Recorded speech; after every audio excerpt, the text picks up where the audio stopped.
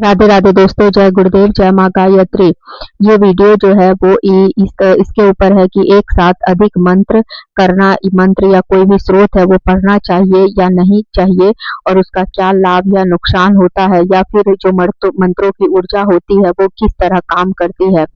तो देखिए, मैं बता दूं कि बहुत सारे लोग हैं, बहुत तरह तरह के मंत्रों के बारे में जानकारी देते हैं, और हम लोग जब भी कभी भी कोई भक्ति वाला वीडियो देखते हैं या कहीं भी कुछ भी देखते हैं, सुनते हैं, तो हमारे मन में भाव आ जाता है कि ऐसा बताया जाता है कि ये मंत्र कर दीजिए, अचानक से लक्ष्मी की वर्षा होने लगेगी, ये कर लीजिए, अचानक से ये हो जाएगा। मतलब हमारे जीवन में अगर कोई भी चीज दुख होता है और हम लोगों को उस तरह चीजों को देखते हैं कि हाँ, मान लीजिए किसी को संतान की उत्पत्ति नहीं हो रही है, या फिर लक्ष्मी का बहुत असुविधा है ज्यादातर, तो लोग ऐसे ऐसे मंत्रों के बारे में बता देते हैं कि आप इसको कर लीजिए, अचानक से बहुत पैसे की वर्षा होने लगेगी, ये कर लीजिए, शत्रु का नाश हो जाएगा, या ये कर लीजिए, भूमि वाहन ये सब हो जाएगा। तो ऐसा नहीं है। मतलब मैं ये कहना चाहती हूँ कि हर मंत्र की अपनी एक ऊर्जा होती है, और कोई भी मंत्र को हम लोगों को करने से पहले क्या होता है कि हम लोगों को अपने एक गुरु से दीक्षा लेनी होती है किसी भी मंत्र को, और हम लोगों के गुरु ही हम लोगों को बताते हैं कि हम लोगों को किस तरह का क्या मंत्र करना चाहिए। मतलब मेरे कहने का मतलब है कि हम लोगों को गुरु से दीक्षित होकर ही कोई मंत्र की साधना करनी चाहिए, और एक ही मंत्र हम लोगों को हमारे जो गुरु देते हैं उसी को आप हर जगह, मतलब हर पूजा में, हर जगह पे आप उसी मंत्र को आप करिए। जैसे मान लीजिए कि आपको कि बहुत सारे लोग होंगे, सोचेंगे कि हमारे तो गुरु नहीं है और हमें किसी मंत्र की साधना करनी है, और कभी कुछ पूजा आता है तो हम लोग किसी मंत्र को करने लगते हैं, कभी कुछ और पूजा आता है तो दूसरा मंत्र करने लगते हैं, कभी और पूजा आता है तो कुछ भी मंत्र या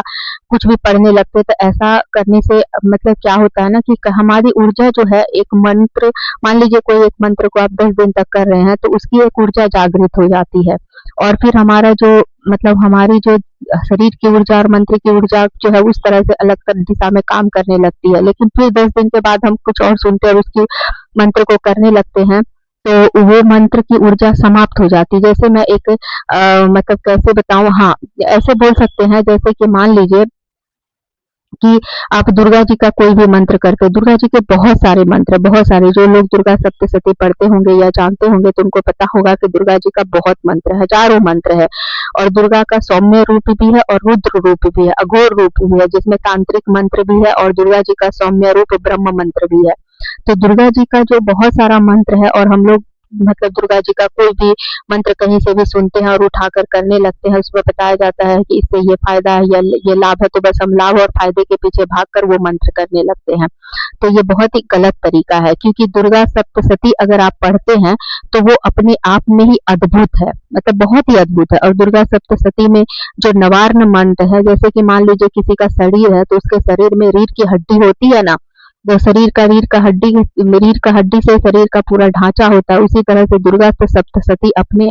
नवार्ण मंत्र जो है अपने आप में, दुर्गा जी के मंत्र, दुर्गा जी के सप्तशती का नवार्ण मंत्र जो है वो रीढ़ की हड्डी की तरह ही है, मतलब रीढ़ है समझ लीजिए। तो पूरा सप्तशती का रीढ़ ही नवार्ण मंत्र है, मतलब गागर में सागर की तरह आप इसको बोल सकते हैं। और गायत्री मंत्र अगर आप करते हैं तो ये एक ब्रह्म मंत्र है, ब्रह्म विद्या है। गायत्री मंत्र और नवान मंत्र अपने आप में ही बहुत ही ब्रह्म विद्या है। इसी तरह से मान लीजिए कि कोई है जो कि मान लीजिए सूर्य का कोई मंत्र करते हैं और थोड़ी देर बाद आप शनि का मंत्र करने लगते हैं, तो क्या हो गया, सूर्य का ये ब्रह्म विद्या, शनि क्या है, सूर्य और शनि एक दूसरे के एकदम विपरीत है। तो ऊर्जा तो दोनों मंत्र की आपके अंदर जागृत होगी, लेकिन क्या होगा ना कि कोई उससे आपको नुकसान तो नहीं होगा, लेकिन मंत्र की ऊर्जा आपके बन नहीं पाएगी, आपको उसका फल जो है वो बहुत टाइम लग जाएगा, आपको उस चीज को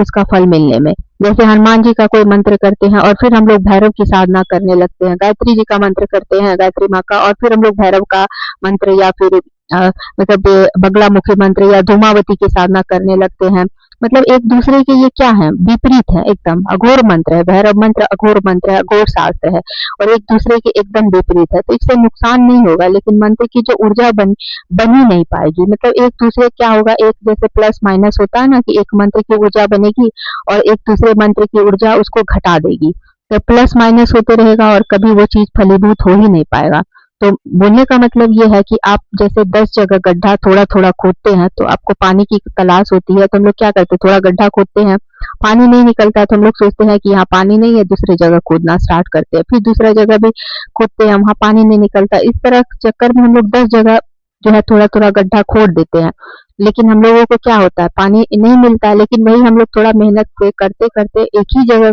को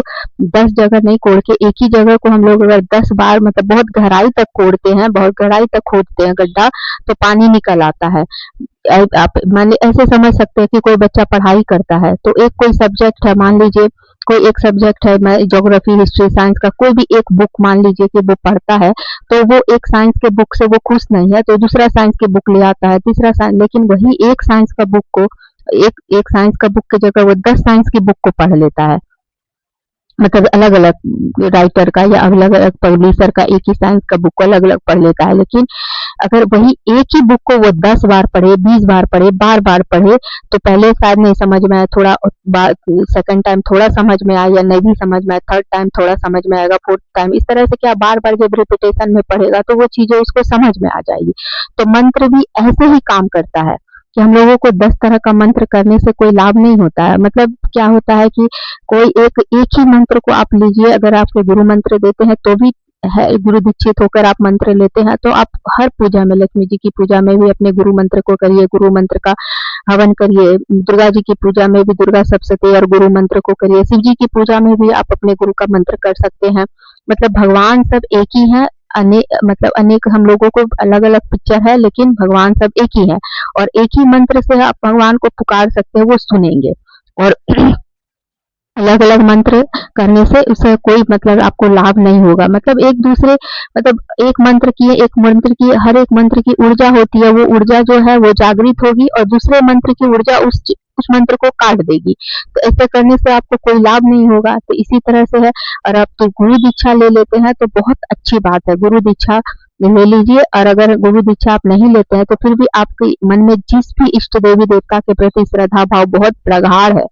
आप उसी देवी देवता का मतलब सौम्य जो मंत्र है या ब्रह्म मंत्र, ब्रह्म विद्या है, जैसे राधा नाम का आप जपना है तो आप राधा नाम आप अपने मानसिक किसी भी गुरु को, चाहे किसी को मानसिक गुरु मान लीजिए कि हाँ इन्हें मैं मानसिक गुरु मानती हूँ। अगर प्रत्यक्ष में आपके पास कोई गुरु नहीं है या अब नहीं हो पा रहे हैं, आप जिन पे भी आपको गुरु रूप में श्रद्धा बनती है उनको आप मान लीजिए, नहीं है तो आप शिव जी को गुरु मना लीजिए और शिव जी का कोई भी मंत्र आप लेकर करना शुरू कर दीजिए। या शिव जी को गुरु मानकर, या फिर गायत्री मंत्र अपने आप में अद्भुत और चमत्कारी सर्वोपरि मंत्र है। बोलते हैं ना कि गायत्री मंत्र की महिमा जितनी कम की जाए, लेकिन लोगों के मन में इतना डर और भ्रम गायत्री मंत्र को लेकर बैठाया गया है,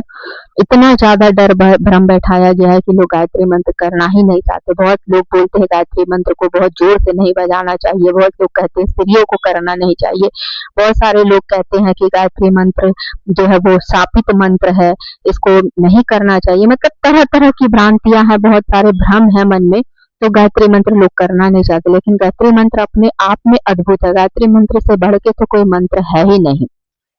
मतलब मैं क्या ही कहूँ। और गायत्री मंत्र में हर देवी देवता का मंत्र, जैसे भगवान कृष्ण भी कहते हैं भगवत गीता में कि गायत्री छंदों में मैं गायत्री हूँ। माँ दुर्गा सप्तशती में भी लिखा हुआ है कि मैं कभी उस लाइन को ही आपको दिखाऊंगी वीडियो में कि दुर्गा सप्तशती में गायत्री मंत्र को लेकर क्या लिखा हुआ है, भगवत गीता में क्या लिखा हुआ है। क्योंकि जब तक आप लोग खुद से उस चीज का मतलब, हर आदमी को ऐसा है ना कि कोई कुछ बोल के निकल जाता है, तो अब जैसे मैं ही हूँ तो मैं क्या हूँ, मुझे कितना शास्त्रों का ज्ञान है, बहुत सारे लोगों के मन में भ्रम आता होगा तो मैं आपको जो भी जानकारी बताती हूँ कहीं ना कहीं से किसी न किसी जगह पे मैं किसी भी धार्मिक पुस्तक में मैंने उसको पढ़ा है, जाना है, और तभी मैं आपसे उसको शेयर करती हूँ। ऐसे ही कहीं से कुछ भी लेकर आपको नहीं बताती हूँ। तो वो जो जहाँ लिखा हुआ है वो लाइन ही मैं आपको दिखा दूंगी, क्योंकि मेरे पास भगवत गीता भी है, दुर्गा सप्तशती भी है, गायत्री महाविज्ञान है। मतलब मैं पढ़ती हूँ क्योंकि मुझे बहुत जिज्ञासा है कि मैं आध्यात्मिकता क्या है उसको मैं बहुत गहराई से जानना समझना चाहती हूँ। मेरे अंदर एक अलग सी जिज्ञासा है, तो मैं चीजों को जानती रहती हूँ। मैं कभी भी इधर उधर से कोई चीज देखकर सुनकर